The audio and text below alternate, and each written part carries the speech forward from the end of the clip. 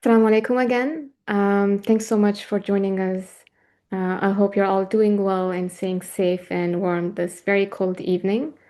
As is our tradition with CCMW events, I'd like to begin our gathering with Surah Fatiha. أعوذ بالله من الشيطان الرجيم. بسم الله الرحمن الرحيم. الحمد لله رب العالمين. الرحمن الرحيم. مالك يوم الدين.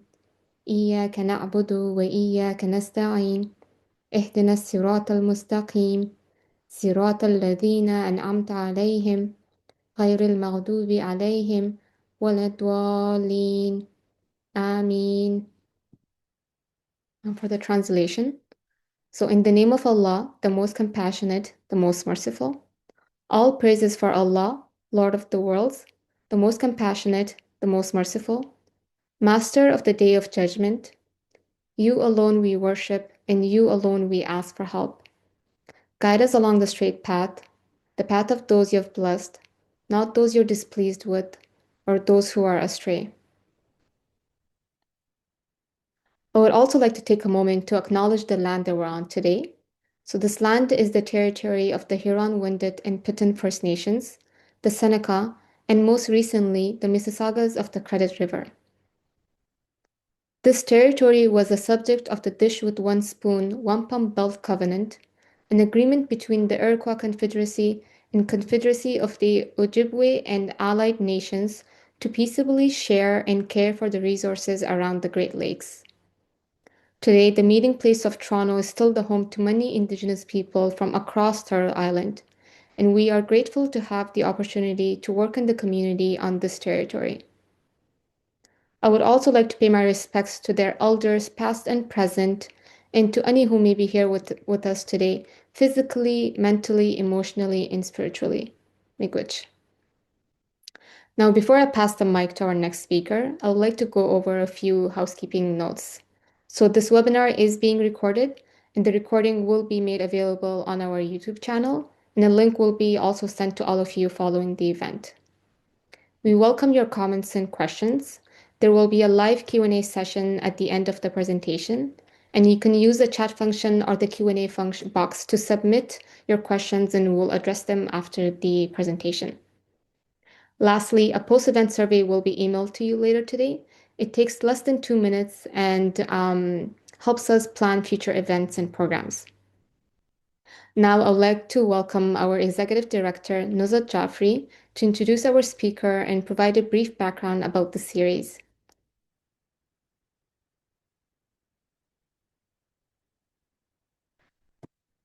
Sorry, Nuzhat, you're there. Yep, I just unmuted. I know it's been years since we've been using Zoom, and I still can't remember to unmute. Well, welcome everyone, and salams to you all. I know it's a very cold evening here in Toronto, pretty nasty, very windy. So I'm so glad that we're all inside, and we're going to really have a very interesting evening. I'm going to learn a lot. You're all going to learn a lot, and we'll leave the event with lots of food for thought. So just to give you some background about our Muslim Women Scholar series, um, we started these almost 5 years ago now, and it comes out of one of our strategic goals to promote critical thinking among Muslims and non-Muslims, to challenge stereotypes and assumptions about Islam, Muslim women, and their families. One way of doing this is to feature the work of contemporary Muslim women scholars, focusing on diverse topics related to Muslim women.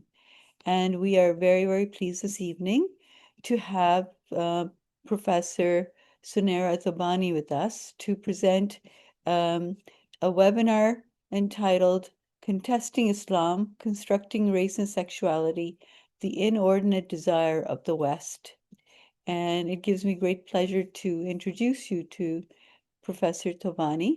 Sunera Thobani is a distinguished professor in the Department of Asian Studies at the University of British Columbia and Fellow of the Royal Society of Canada. Her scholarship focuses on critical race, post-colonial, diasporic, and feminist theories and practice, colonialism, globalization, citizenship and migration, Muslim women, media and the war on terror, and South Asian women's and sexuality studies. So welcome, Sunera, and over to you. Thank you. Thank you very much. I would like to begin by acknowledging that I work at UBC. UBC is located on Musqueam lands, and I live in Vancouver, which is located on Coast Salish lands. So I want to draw attention to that and acknowledge that Indigenous peoples across Canada are still engaged in struggles over land, over sovereignty. And I think it's important for us to recognize that and to build solidarity with these movements. I would also like to begin by thanking CCMW for inviting me to present this talk.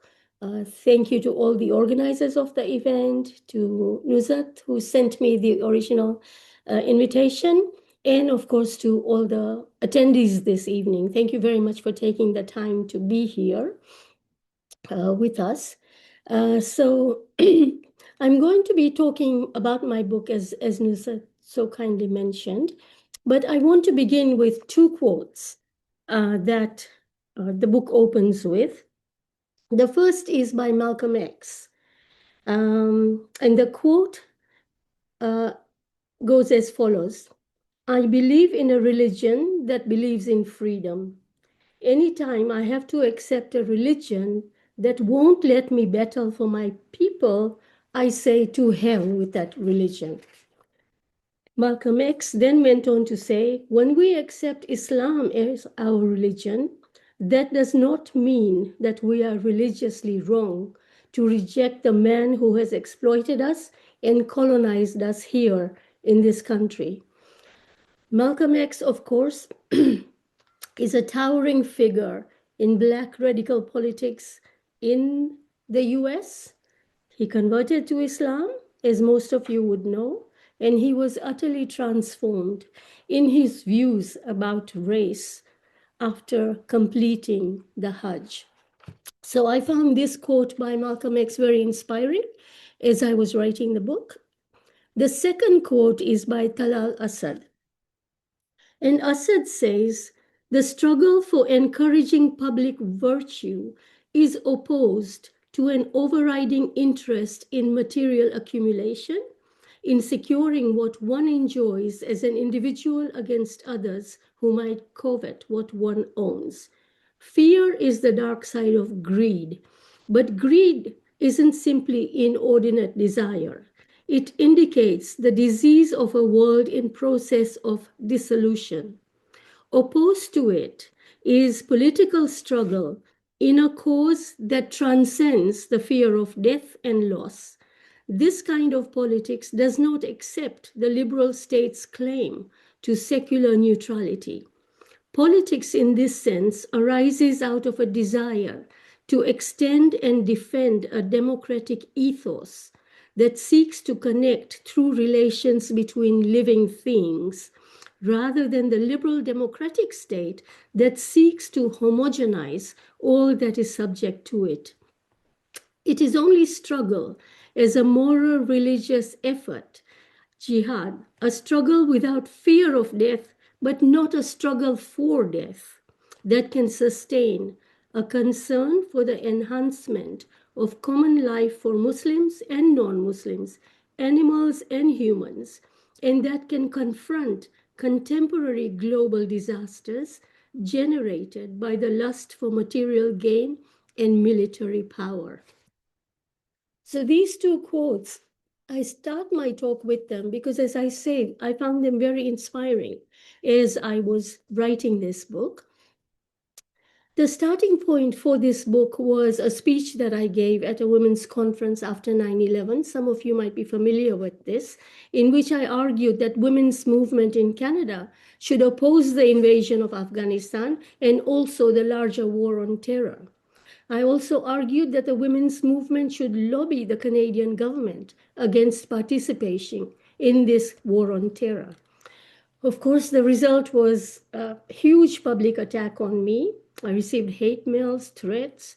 There was an awful Globe and Mail cartoon which showed linking me to terrorism for making the speech, which showed my speech at the women's conference being broadcast into a cave in Afghanistan in which there was a cartoon of bin Laden and some of his followers. This was the kind of hate that was publicly acceptable to direct at anybody who opposed the global war on terror. Soon after, it was announced that the RCMP was investigating me for allegedly a hate crime against Americans. The racism of that moment was stunning. Even for those of us who had been involved in anti-racist politics for some time, that moment was just stunning in how quickly the racism was revived in that moment when the global war on terror was launched. So I became very interested in studying the war, particularly the role of the media and the representations of Muslims that were disseminated so widely in the mainstream media in this moment of global crisis. But as I started looking at media representation, my project kept expanding, as did the questions that I began with. My initial questions included the following. How are Muslims and Islam represented in North American mainstream media coverage of the war on terror? What insecurities and instabilities can be discerned in the constructs of the West, of Islam, of terror, sex, and race that were so central to these media depictions? And what kinds of masculinities and femininities were being deployed through these constructs? So it was clear from the beginning of the war on terror that the mainstream media was going to play a vital role in demonizing Islam, in the construction of Muslim men as violent, as terrorists and hyper-misogynist, and of Muslim women and girls as oppressed, passive, and in need of being saved, what is now widely called the savior narrative. These constructs of Islam and Muslims were crucial to the mobilizing of public support for the war on terror, and it was indeed alarming to see how quickly the public consensus for the invasion and occupation of Afghanistan, as well as the larger global war on terror, consolidated in Canada, in the US, across Europe, and elsewhere. But early in my research, I also began to see that these representations of Islam and Muslims could also be found in progressive media, including left media and, more disturbingly, including feminist media. These representations did not differ much from the mainstream depictions that I was studying. The overlaps were glaring, even in media that was supposedly coming from oppositional ideological sites. So I began tracking also feminist responses to the invasion of Afghanistan and the war on terror more generally. The discourse of the war on terror, of course, centered on the figure of the Muslim as irrational, as hate-filled, as violent. This was legitimizing not only the invasions and occupations of Afghanistan and then Iraq, but this discourse was also legitimizing the militarization and securitization of the Western nation state. Muslims became constructed as both external and internal threat. And of course, in Canada, we saw the discourse of sleeper cells, homegrown terrorists, radicalized youth move center stage in public discourse. This linking of the invasions and occupations with immigrant and refugee communities in the discourse of terrorism was thus institutionalizing violence as the primary means of governance of Muslims, whether they were in Afghanistan and Iraq or in US, Canada, or Europe. It also became clear to me that the West was itself being redefined through this discourse of terrorism, excuse me, as an internally cohesive and homogeneous entity. The organizing of mainstream feminist movements, of women of color and indigenous movements, the anti-globalization movement, the anti-poverty movement, labor rights movements, queer movements, before the launch of the War on Terror, had all revealed how internally divided this West was, both within the context of the nation state, Western nation states, but also at the global level. And the anti-globalization movement was actually contesting the corporatization of this Western state in very important ways. But with the 9/11 attacks and the global war on terror, the self-depiction of the West as innocent and vulnerable, as besieged by an irrational civilizational enemy, pushed these divisions to the side as Western nation states came together as allies in this global war. In the process, the West was now being reconstructed as culturally and civilizationally superior, as essentially oriented towards egalitarianism and freedom, and as a result, the challenges to Western colonialism, imperialism, neoliberalism, globalization were rendered secondary. They were soon made invisible as social movements, particularly the feminist and human rights movements, began to ally themselves with these warmongering states. Women's equality, the protection of gender rights, and the rights of sexual minorities now became widely accepted as essentially Western values, even by former critics of the West who had really deconstructed the patriarchy of the West, the forms that that was taking, the homophobia of the West, that the forms that was taking. But in this moment of global crisis, that was all shunted to the side. My previous work had focused on colonialism, race, and gender. My activism in the women's movement was grounded in anti-racist and anti-colonial feminist traditions, which made me acutely aware of how these colonial, racial, and Islamophobic discourses of the war on terror were long-standing, as were the histories of the antipathy towards Islam and Muslims. I remember in particular a CBC interview that I did at the time, in which I talked about how British and French colonial discourses in South Asia and Algeria had used the same tropes as were now becoming popularized through the discourse of terror. That didn't go down very well with the reporter. And of course, Islam was central to the global order, colonial order, as it was now to the remaking of the West through the war on terror, in discursive as well as material terms. And so I became really interested in studying this process of Western self-making. What were the key elements that the West was using in this moment of crisis? How were nationalist Western discourses, whether liberal multiculturalism, white supremacist, conservative, feminist, or left, responding to the war?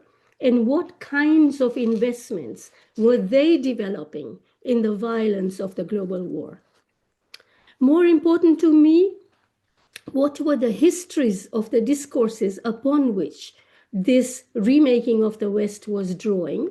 My study thus turned into examining the place of Islam and Muslims in the historical formation of the West, and my book shows how the earliest construction of what would become the West as we know it today centered on Islam and Muslims. Further questions arose for me as I started making those connections. For example, Islam is defined as religion, which is seen as different from race. Yet, when I looked at the post 9/11 moment, Muslims and those who look like Muslims, black and brown bodies, were being attacked, surveilled, detained, etc. Racial profiling assumed a new legitimacy and overt state and public sanction as necessary for protecting national security.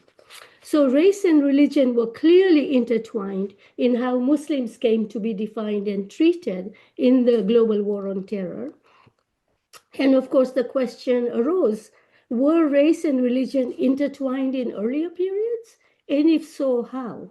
This led me to study the earliest depictions of Islam and Muslims, where I began to see the same intertwining of race and religion in Western discourses. With the historical development of modernity and the Western intellectual philosophical traditions that are very much inseparable from this process of modernity, as well as Western popular culture, common sense depictions, the difference of Islam was identified as that of religion. And the difference of race, we can extend to gender and sexuality, were located within the secular sphere. That is scientific, biologically, quote unquote, proven difference. Therefore, the difference of religion and race were located in different spheres. And as many anti-colonial theorists have argued, this division between religion and the secular became globalized and institutionalized in the high colonial period. In other words, this distinction between religion and secular was central to colonial governmentality. With this discourse of the war on terror, as I've already mentioned, we began to see a conflation of these differences, race and religion, as the figure of the Muslim was both racialized and constructed as a religiously fanatic existential threat on the basis of Islam. In the war on terror, Islam was likewise becoming racialized as pre-modern, fanatic, irrational, quote unquote, barbaric. All of the tropes that had been used to construct racial discourses and racial difference. So in my book, I unpack how these terms, which are even now taken so uncritically, as though they are transparent in meaning, I unpack these terms and I historicize this logic that produces them, which I refer to as religio-racial difference. And I study in this book how this logic has functioned at different historical moments. My interest was and remains very much in the question of what these logics and religio-racial constructs actually enable, invoke, enact, legitimize. That is what they actually do in the world in which we live. We see the working of this religio-racial logic in the configuration of the Muslim at earlier historical moments. For example, in the early identification of the Prophet of Islam as the Antichrist, the labeling of the figure of the Muslim as a pagan and blasphemer. We then see the emergence of the terms the Saracen and the Moor during the colonial period. These refer to Muslims. We then see the terms Oriental, Semite, and Musliman in the later colonial period. And now we see the fundamentalist, the jihadi terrorist, the hijabi. And so I started to look at what were the kind of continuities and discontinuities in how these terms came about, which clearly, to me at least, represent this religio-racial logic of difference. Each figure, of course, functioned within a particular articulation of the religio-racial logic to shape the specific historical moments in the making of the West. I began to see how the designation of Islam as existential enemy made Islam the organizing principle of the collective consciousness, the identity, the culture, the values of this entity, which first emerged as Europe, then transformed into the West. So Europe and the West, I argue in the book, were also defining themselves through this religio-racial logic at these various moments. With the rise of modernity, this religio-racial designation of the West was remade into secular modernity, and increasingly now within contemporary white supremacist politics as Judeo-Christian. So these were the kinds of connections that led to the writing of my book. Another example was the question of gender and sexuality. I've already mentioned how gender became central to media representation and mobilization of public support for the global war on terror. In the war on terror, Muslims were being constructed as oppressive of women and of sexual and gender minorities, as misogynist, as sexually repressed, as homophobic, transphobic, etc. These constructs, particularly of Muslim men, as sexually repressed and misogynist, informed very clearly the treatment of the Muslims incarcerated at Abu Ghraib, for example. These constructs were therefore directly connected to the making of US imperial power in the 21st century. So how should we engage the racial, religious logics and politics of gender and sexuality in the present moment? In earlier historical junctures, Muslims were considered promiscuous in the Orientalist discourses of the West. The idea was widespread that the Orient was marked by the excess of and degeneracy of sexuality in heterosexual as well as homosexual terms. Muslim difference at that time was thus mapped out in explicitly sexual terms. Islam was defined as sanctioning this degeneracy. Orientalist discourses constructed Muslim men and women as sexually deviant in heterosexual terms, the focus on four men having four wives, the focus on harems, the focus on the veil. All of this spoke to how the West imagined the sexual deviancy of Muslims in heterosexual terms and in homosexual terms as well. Yet the construction of this sexual degeneracy also incited various kinds of desires amongst the Orientalist and European colonizers to possess the Orient, to conquer it, to bring it under control, including sexually. Recent research has shown how widespread were the sexual fantasies that Westerners projected onto Muslims through these Orientalist discourses.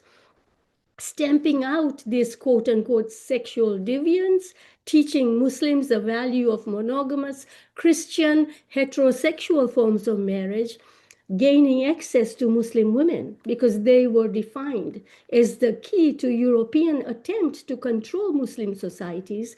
These were all vital objectives of colonial powers across the colonized world.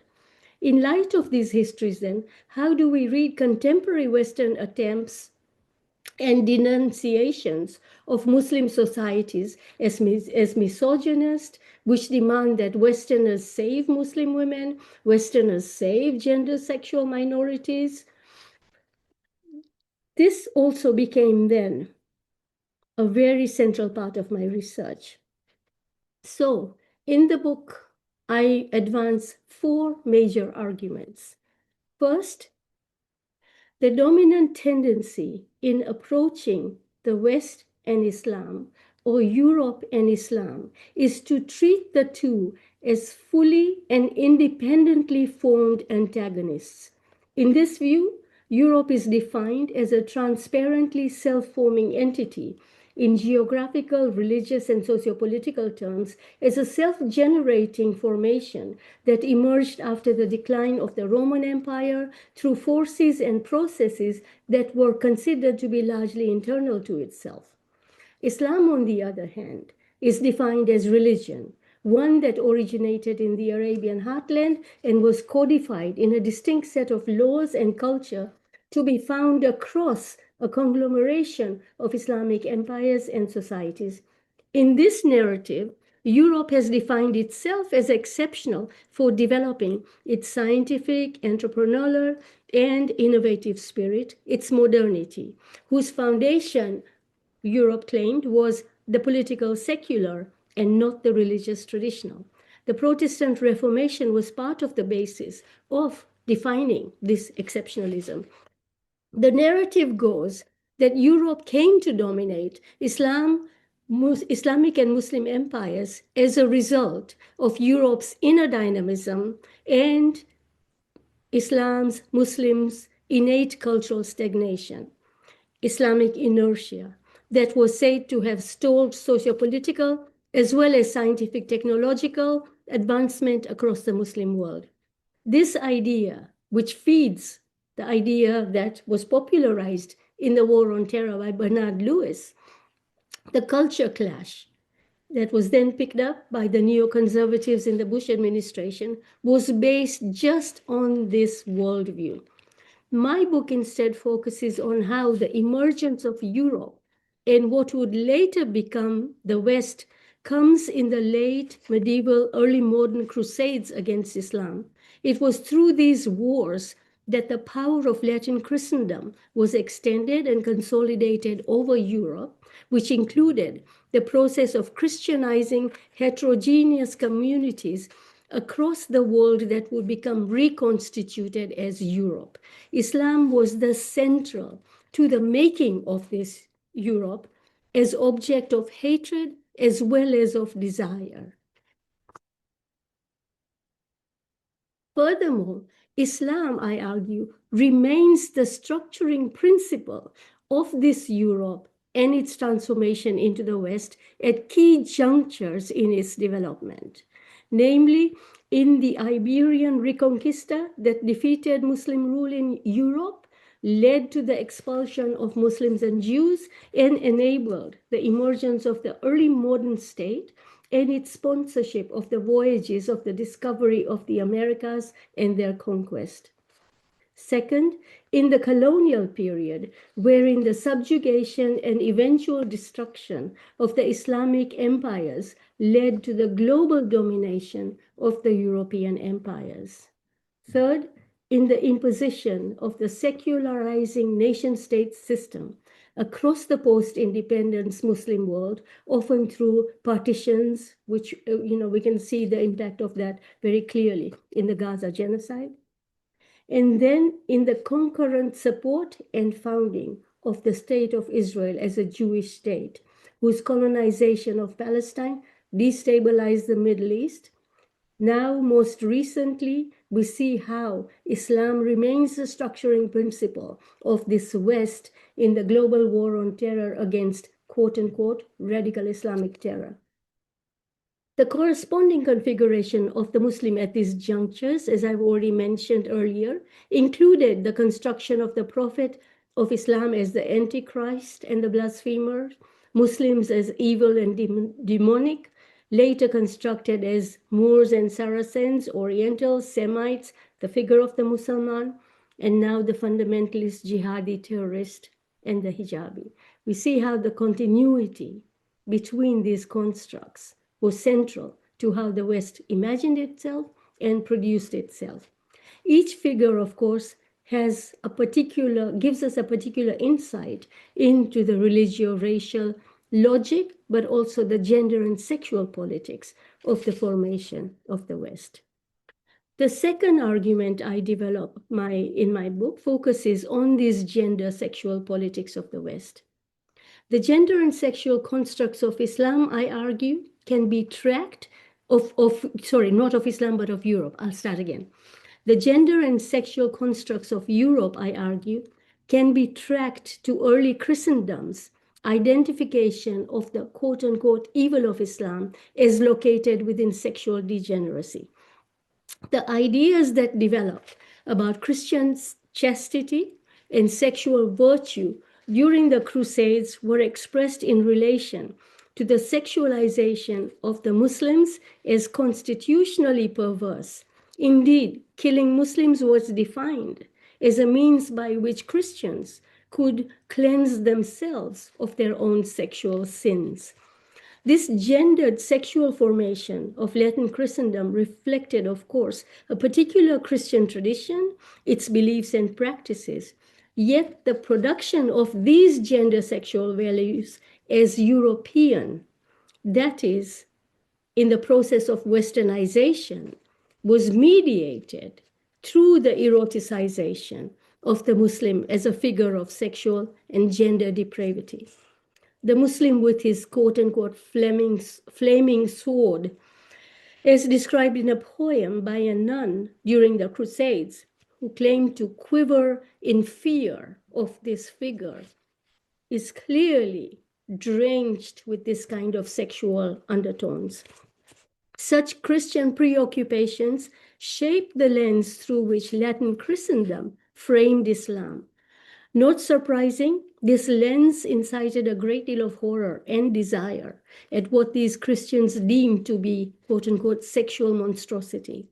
Sexual temptation, it should be remembered, was earlier equated with devilry in this theological paradigm, and fixing this evil onto the figure of the Muslim confirmed the truths of the Christian faith, which considered sexual chastity as the highly fraught path to Christian deliverance. It is indeed striking how often gender and sex feature in the early Christian depictions of Muslims. Such absorption only became more intense as Europeans ventured deeper into the East.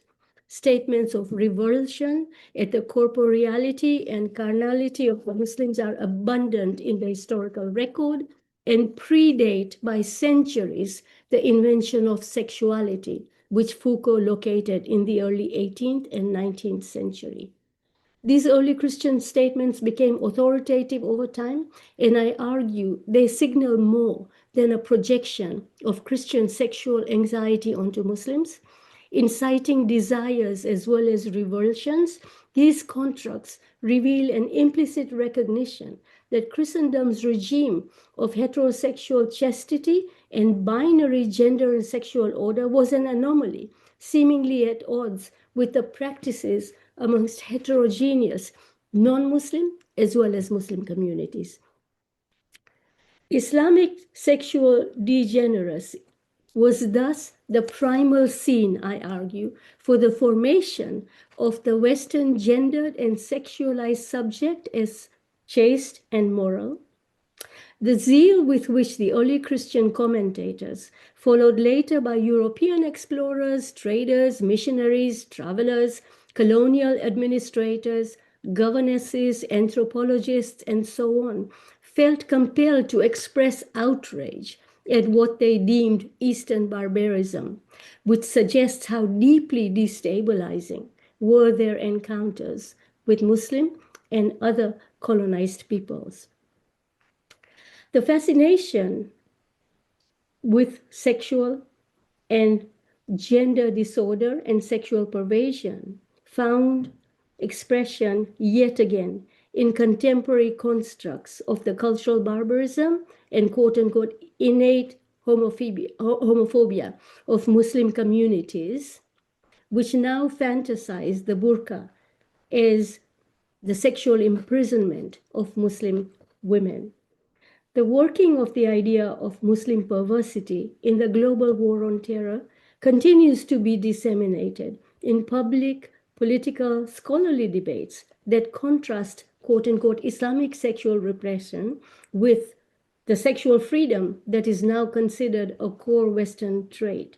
The phantasm of the Muslim thus looms over each phase in the transmutation of Western sexual gender politics, of its creation of the gender sexual binary between heterosexuality and homosexuality, and it continues now into the construction of Muslims as homophobic, transphobic, and misogynist.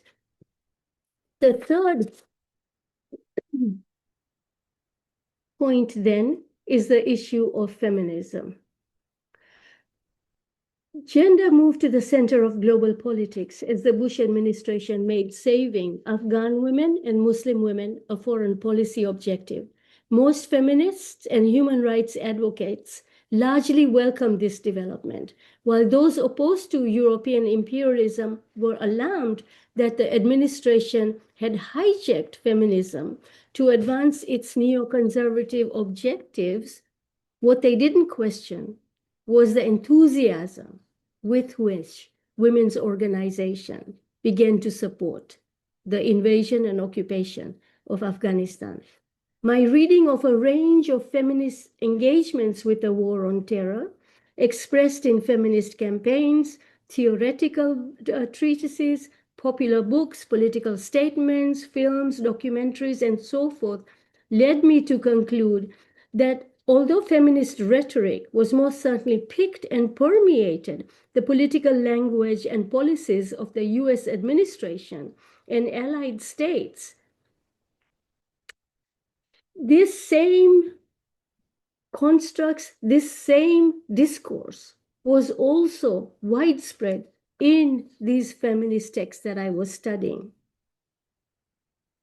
Feminist contribution to the demonization of Islam and Muslim men as hyper-misogynist actually grounded Islamophobia and the ideology of the global war on terror within feminist and gender politics to legitimize what was clearly a racial imperialist war. I'll give you one example.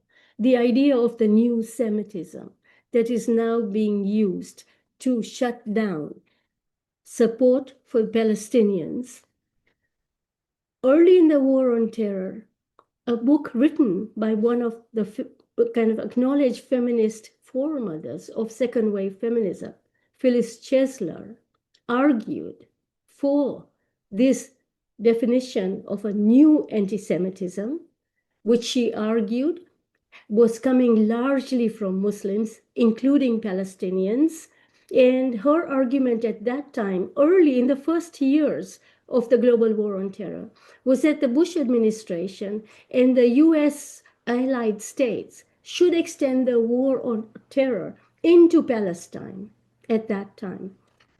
So these kinds of feminist writings created the kind of conditions under which Islamophobia not only became grounded in feminist theory and politics, but also legitimized the violence of the war on terror in the name of liberating women. Another idea that became very popular during the early years of the war on terror was the idea of global sisterhood that was recuperated by many feminists to mobilize women's support for the war on terror. Zilla Eisenstein wrote a book at that time where she made the argument that US women and Afghan women were tied by this global sisterhood against what she called the patriarchy of the Taliban and also the patriarchy of the US state. What Eisenstein didn't pay attention to was the imperialist domination of Afghanistan, of the rest of the previously colonized world, in which US women were directly implicated. And so the campaigns and the mobilizations that came from Western feminists at this time, I argue, were deeply problematic because they ended up just legitimizing this violence of the global war on terror. The final set of arguments that are developed in my book is the formulation of Western identity, culture, and politics as Judeo-Christian, which started to develop and become much more strongly articulated during the war on terror. This transformation entailed reconfiguration of Jewish peoples around the world as essentially white and Western, and of Islam as singularly anti-Semitic, and of Muslims as the enemy of Judaism as well as Christianity, whether in their secular formations or in their religious formations. So my book actually examines how this idea of the Judeo-Christian was transformed during the Holocaust and how the post-Holocaust resolution of the crisis of European Western anti-Semitism broke down in the acceptance of European Jews as white, as Western, and the projection of anti-Semitism entirely onto Muslims. With the founding of the nation state of Israel, this shift in racial politics was used to cleanse Europe, the West, of its responsibility for the Holocaust of European Jews. It also ensured that Israel, founded as a new settler colonial outpost, would counter the then unfolding Muslim, Arab, and larger Third World Revolution. The figure of the Muslim, to me, is central in this transformation, in the politics of race that took place during and after the Holocaust. And my book describes this in great detail. So finally, I'll just recap a couple of points that I really want to kind of stress. The first is that even as Islamophobia legitimizes violence against and the disenfranchisement of Muslims, this discourse also works to restabilize the idea of the West as internally cohesive, as a distinct political cultural formation. Of course, this now construct of the West has been put under great pressure by the losses that the US-led allied states suffered in Afghanistan, in Iraq, in many other sites where the global war on terror was waged. And we see that this idea of the West now is once again imploding. But during the first decade and a half, the idea of the West was stabilized through the discourse of Islamic, quote unquote, terrorism. The second point is that gender and sexuality are central to Islamophobic discourses. They always have been to the making of the West. My point is that Islamophobia does not only set Muslim men, women, sexual gender minorities up for particular forms of violence and disciplinary projects. Islamophobia is the grounds for the remaking of Western sexual and gender politics, discourses, practices, and norms. Third, as the ideology of the war on terror, Islamophobia is now embedded in global politics. It has become central to the remaking of the liberal international order that was in place since the mid-20th century. The genocide in Gaza is a stark and horrific example of how deeply invested in violence is this international order and the Western states that now themselves are in turmoil as this international order is now transmogrifying into we don't know yet what. Fourth, with the defeats of the US alliance in its various wars on terror, Islamophobia also has led to the mainstreaming of white supremacist and other allied ultranationalist politics in the US, Canada, and elsewhere. These white supremacist and ultranationalist politics have now utterly and completely destabilized the international order.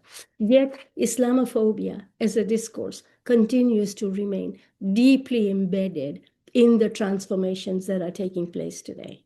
Thank you very much.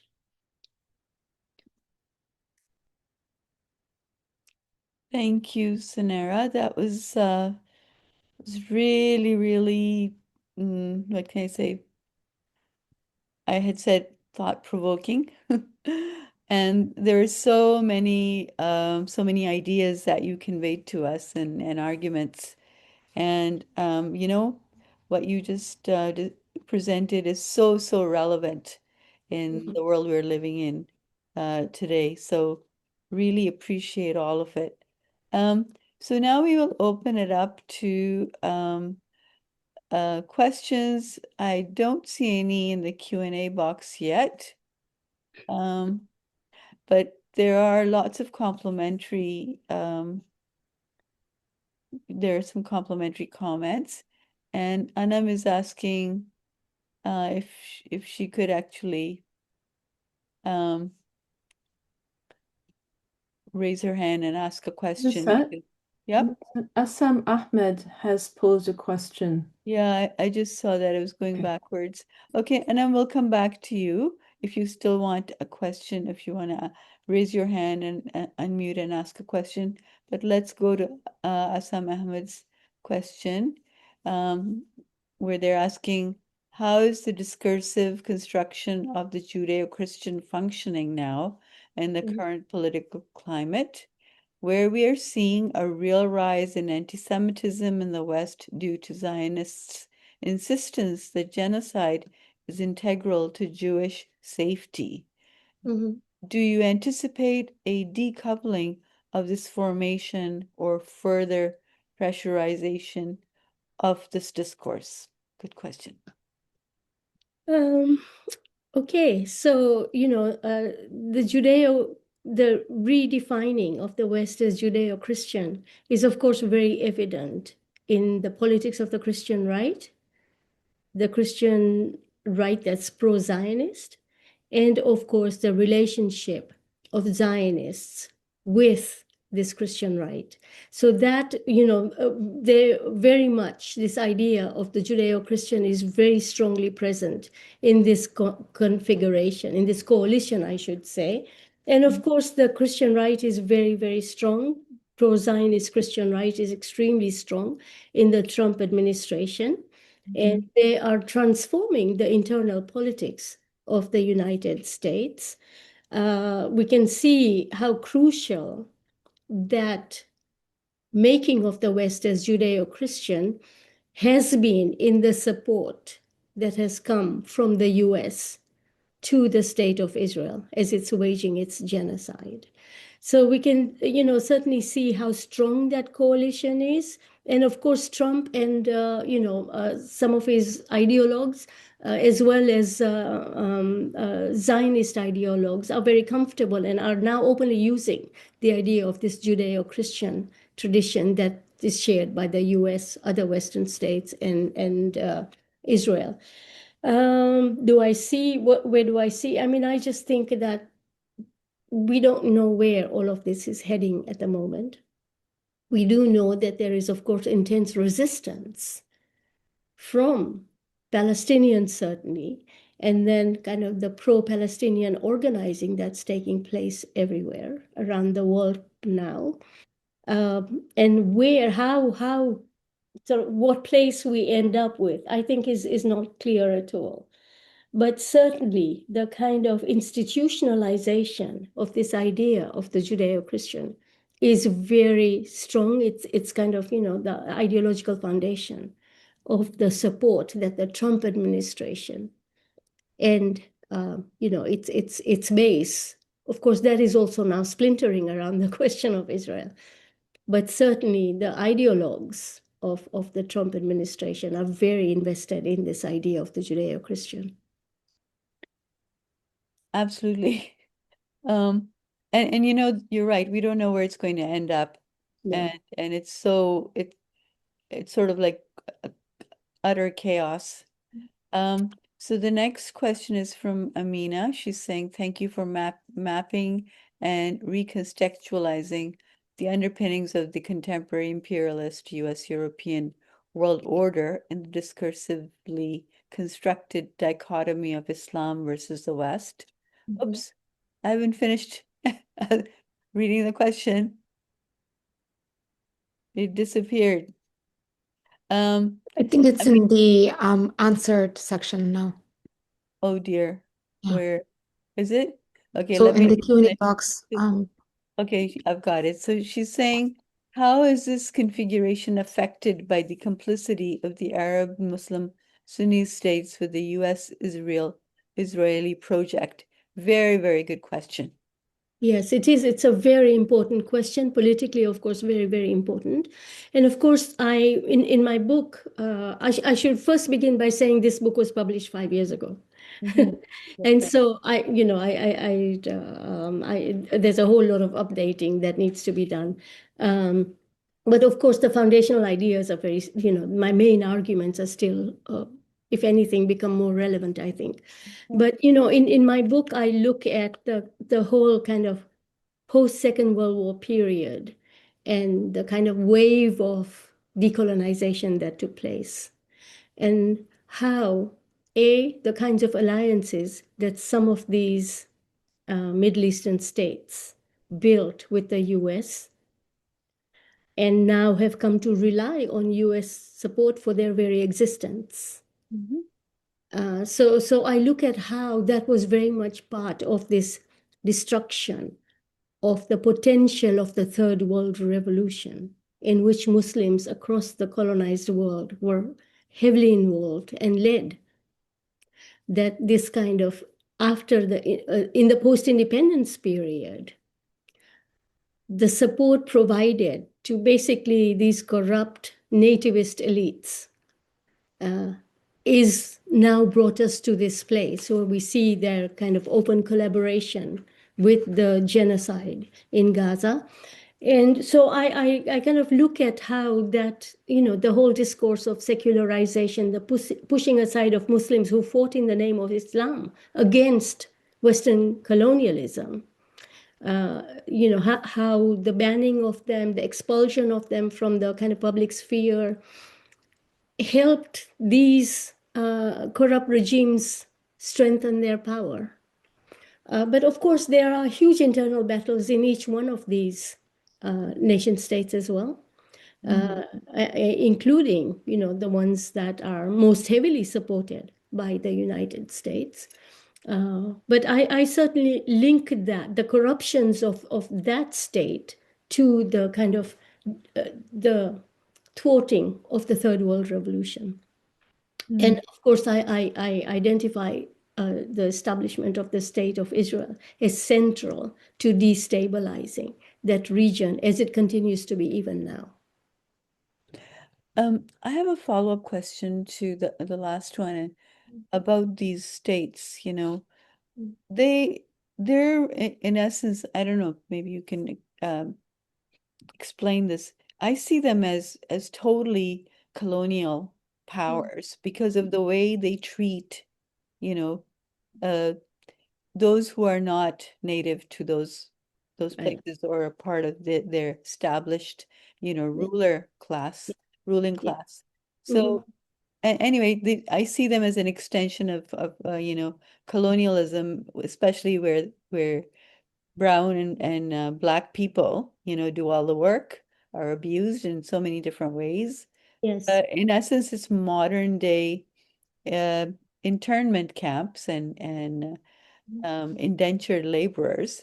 Yes. So I don't see them very distinct actually from European and you know North American colonists.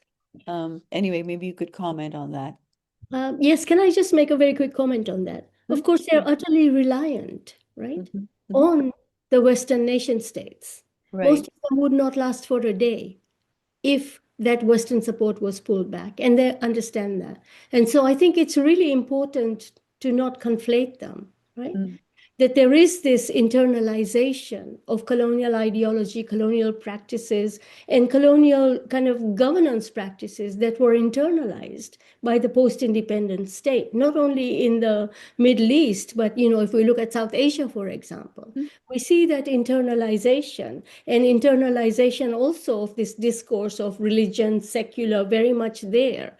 These are all colonial racial discourses that were internalized, right? mhm. And we're kind of living with the effects of that right now.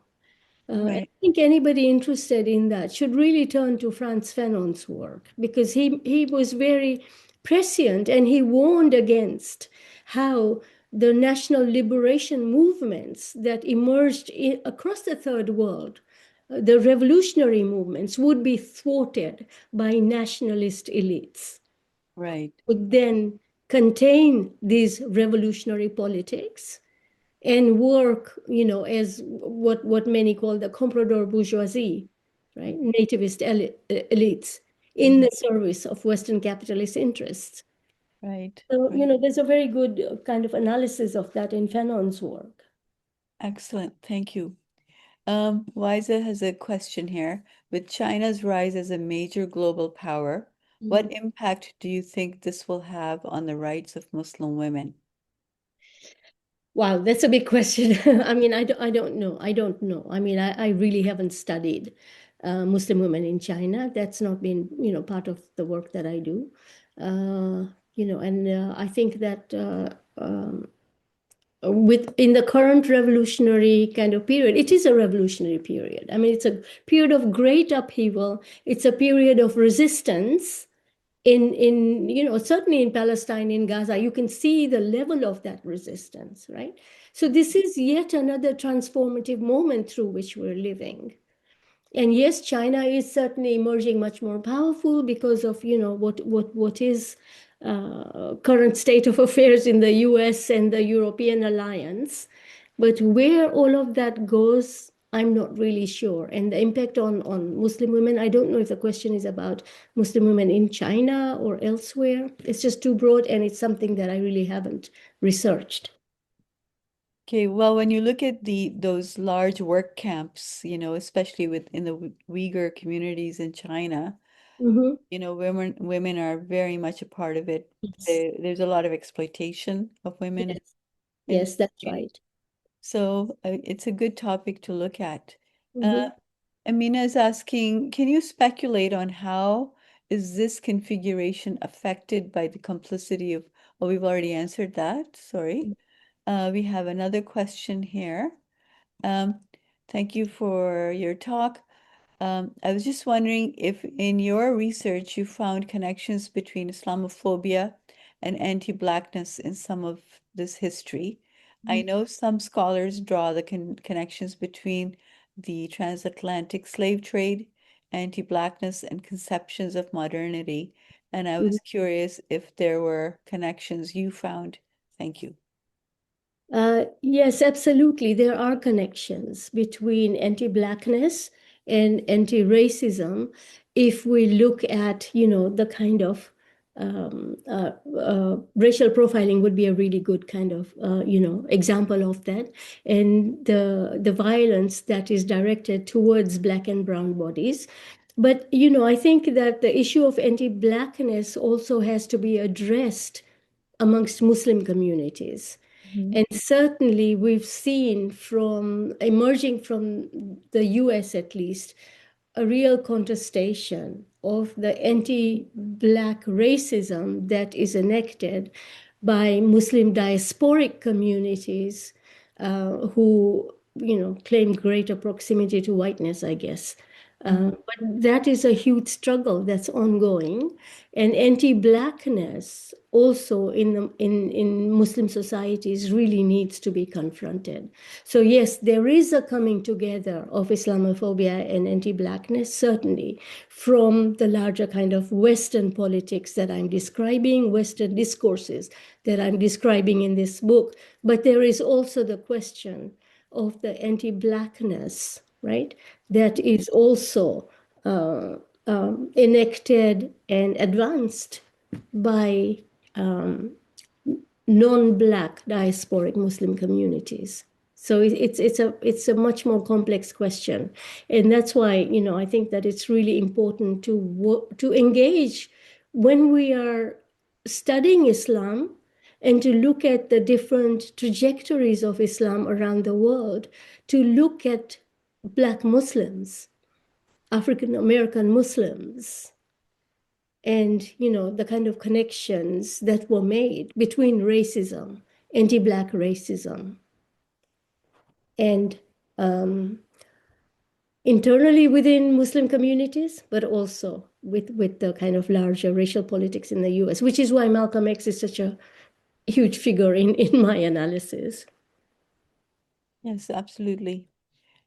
The next question we have is, thank you for sharing your research. I'm interested in learning about the application of your arguments in the context of Bill 21. Okay, so which, particular question? That's a very broad question. And certainly I've argued that immigration policy has very much kind of been part of, and the larger anti-immigrant sentiment has been very much part of the kind of demonization of Islam and Muslims.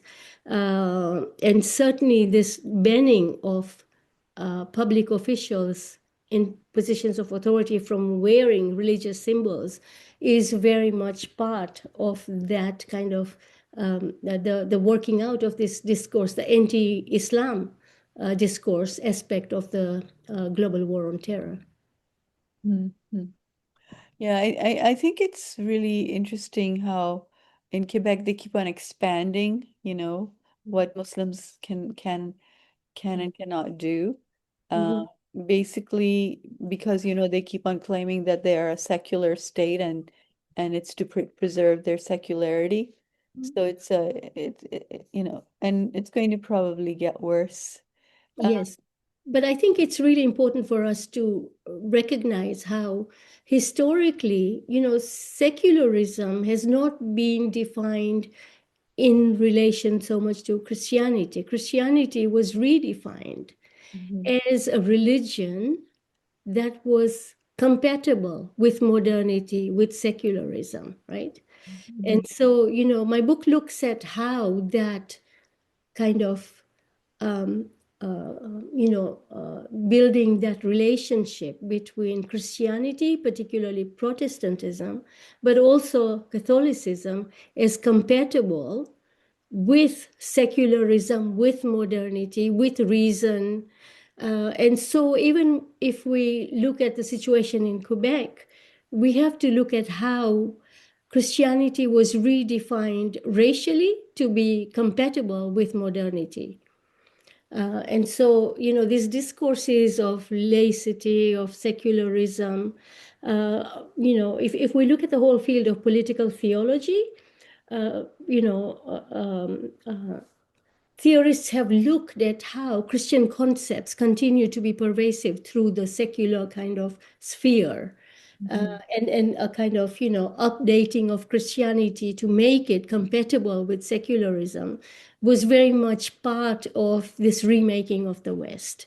So I think that we really have to approach these terms, secularism, laicity, religion, in ways that really problematize all of these terms.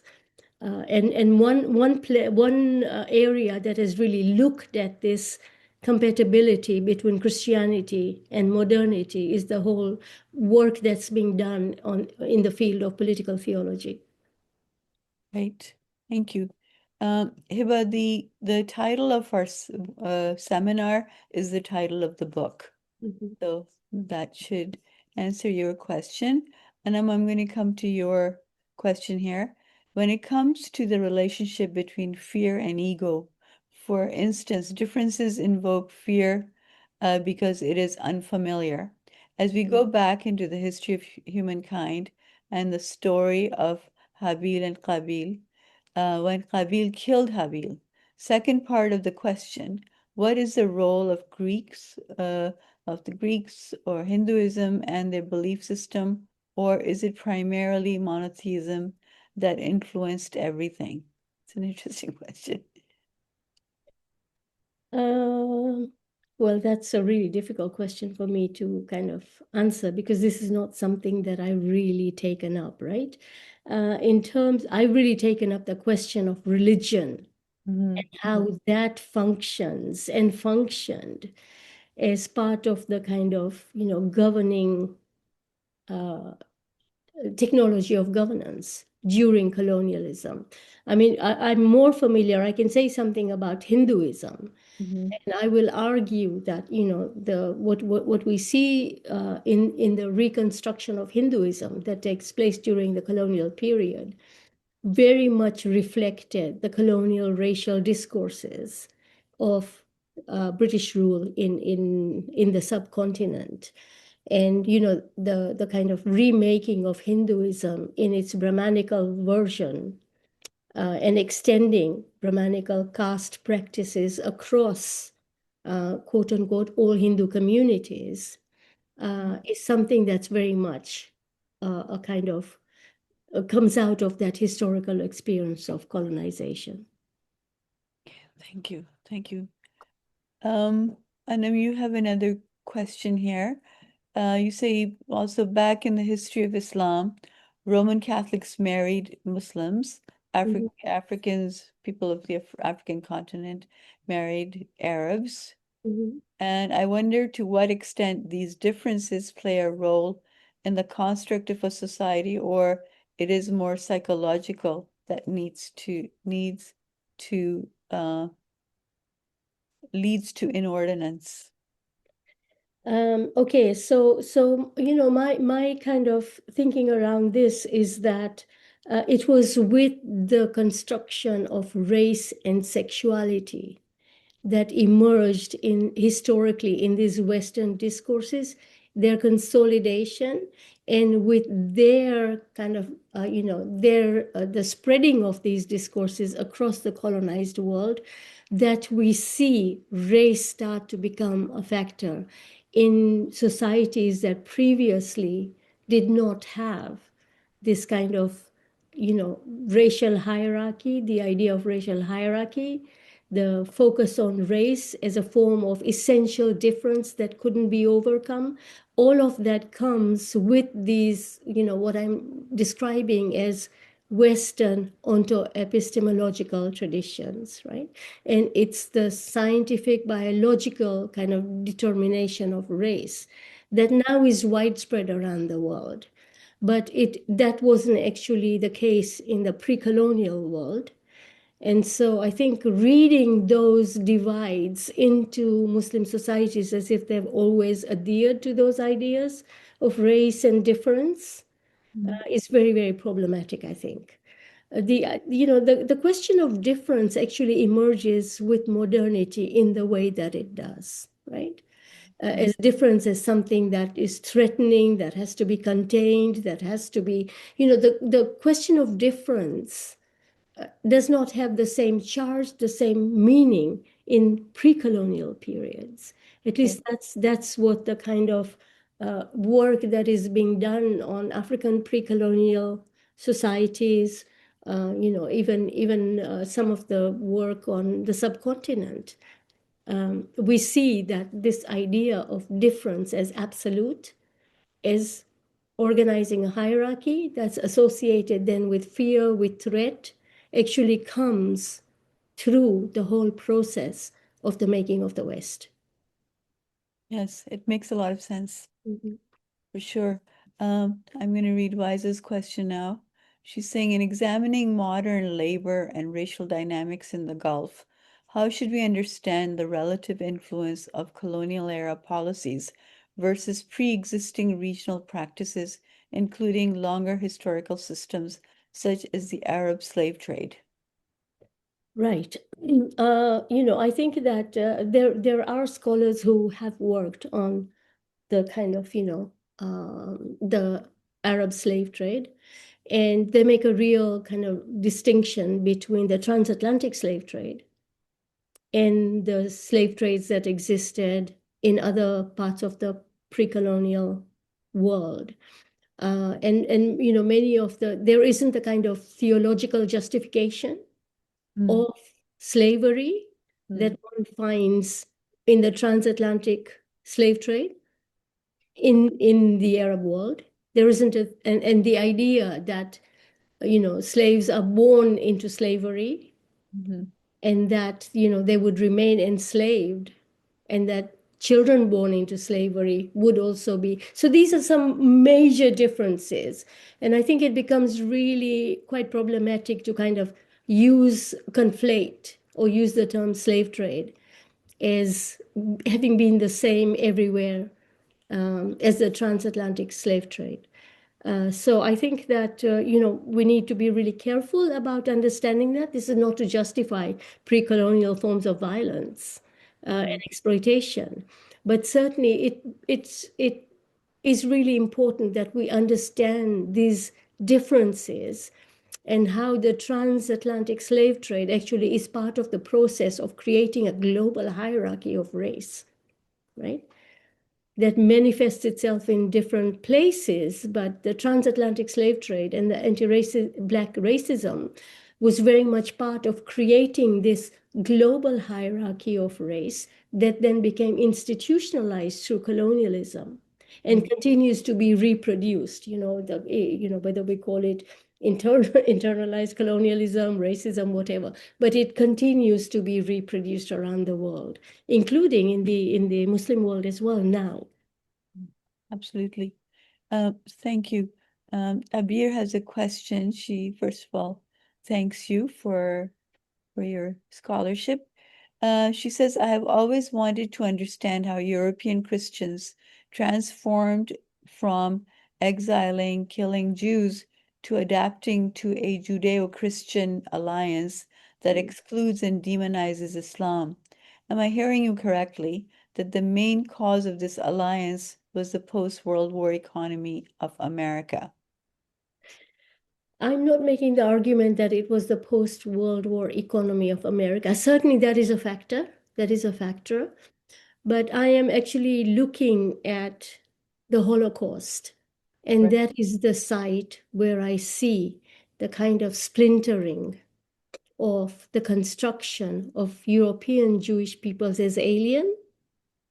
I'm arguing that the figure of the Muslim in the Nazi camps, Jewish inmates as well as German guards, referred to those Jewish inmates who were on the verge of death as Muslim.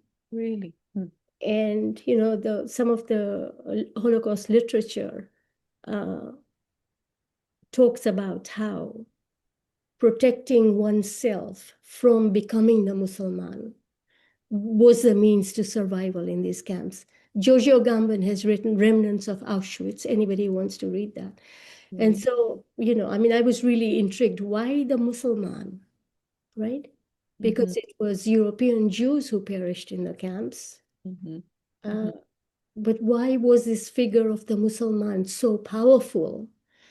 And the way I understand it and explain it is we see here the kind of internal rupturing of this category of the Semite, which apply to Jewish peoples as well as Muslims, Arabs, right?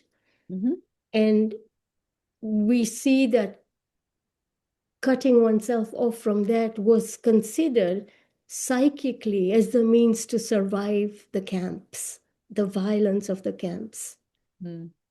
And so my argument is that kind of creates an internal rupture.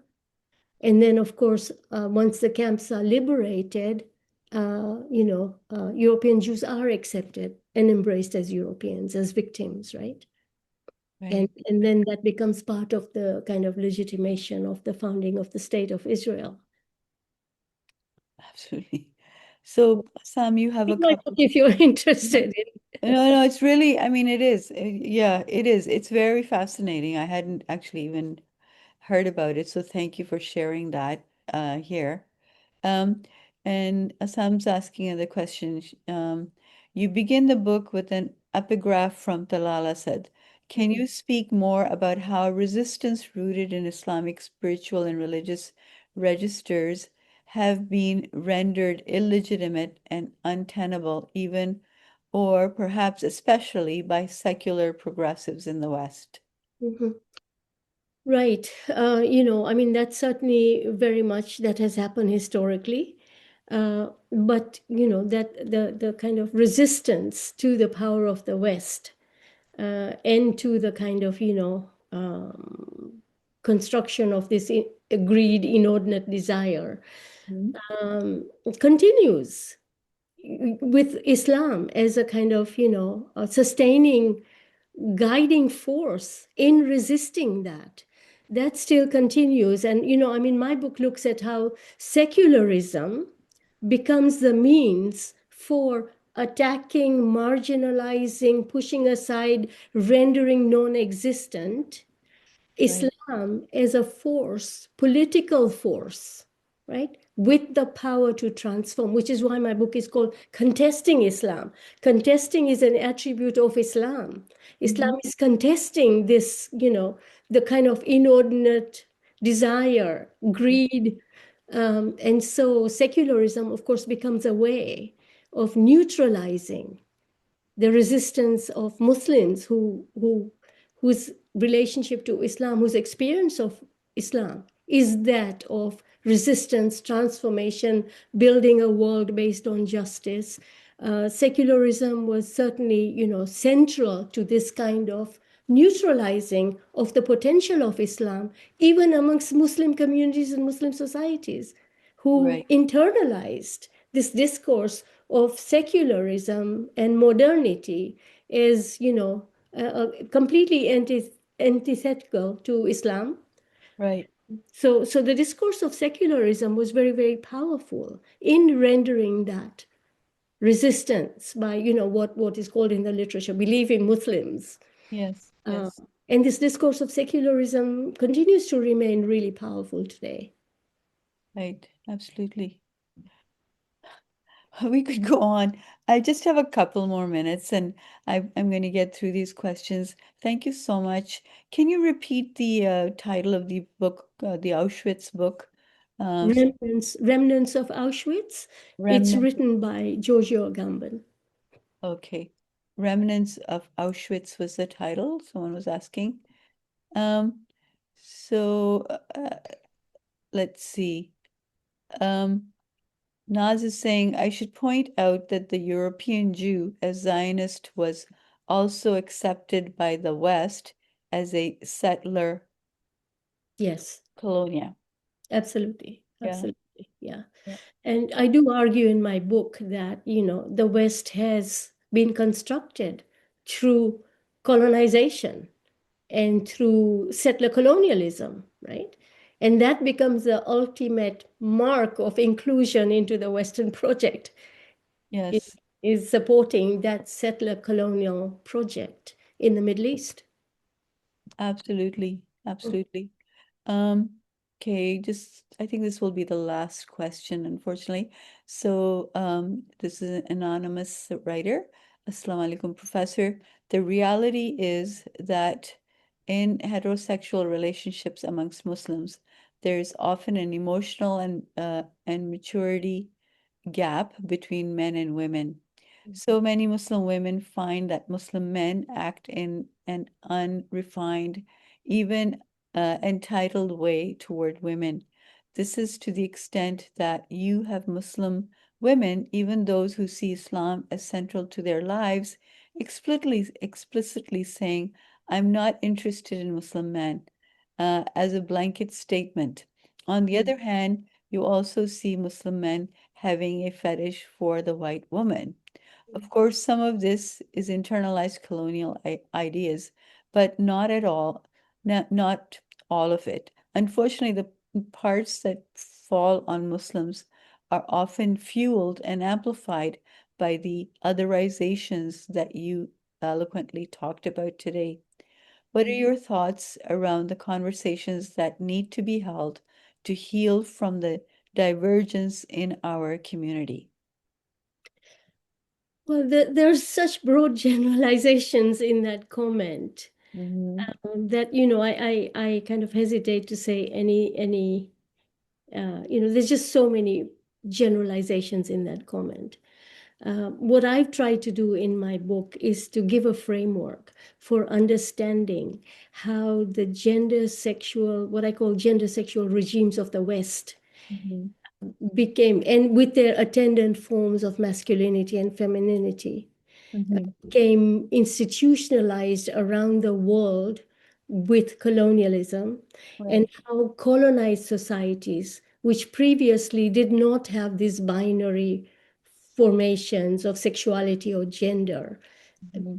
internalized them. Some of them were imposed legally. Some of these binaries were imposed legally across the colonial world by European empires.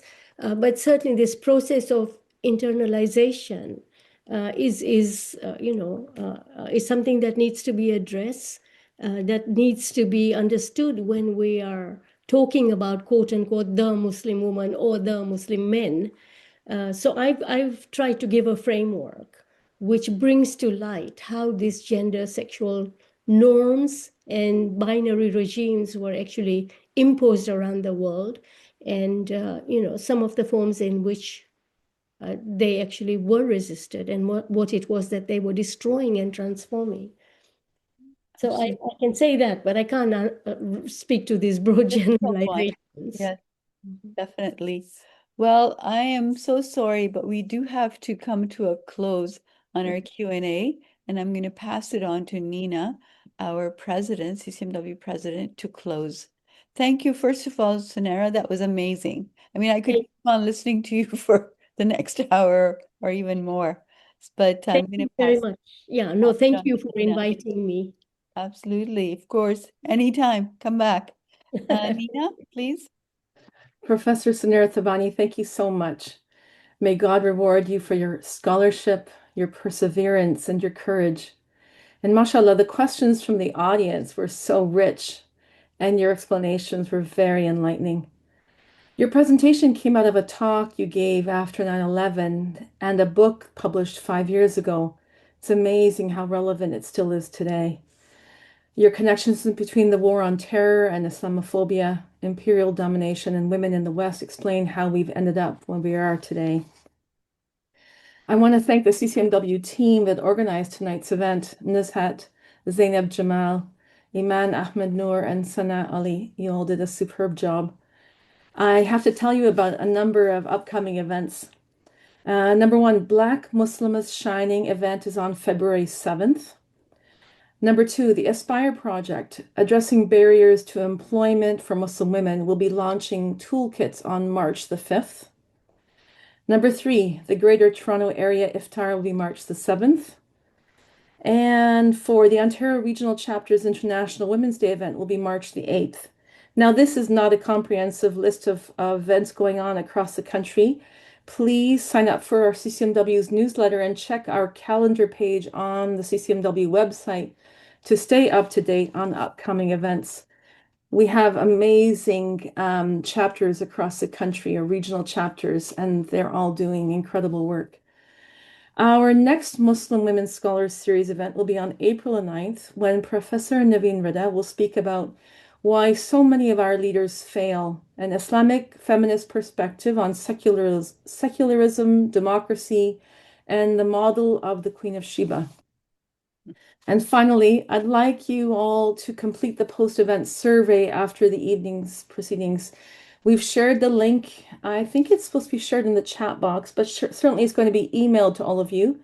Please take 2 minutes to complete it, but it gives us a very good information and helps us to plan our events in the future. And thank you to all of you attendees, our CCMW members, our friends, new and old, for joining us tonight. Your attendance is vital, and we appreciate your engagement and with our work. And in conclusion, most of all, we give thanks to Allah subhanahu wa ta'ala, our merciful creator, for bringing us together to learn from each other in a spirit of mutual respect, diversity, and inclusion. We are so blessed and so lucky to have professors, scholars like you, Sunera. Thank you. Keep doing what you're doing and keep inspiring us and helping us to really think and question what's going on. Thank you Thank all. Take good care of yourself.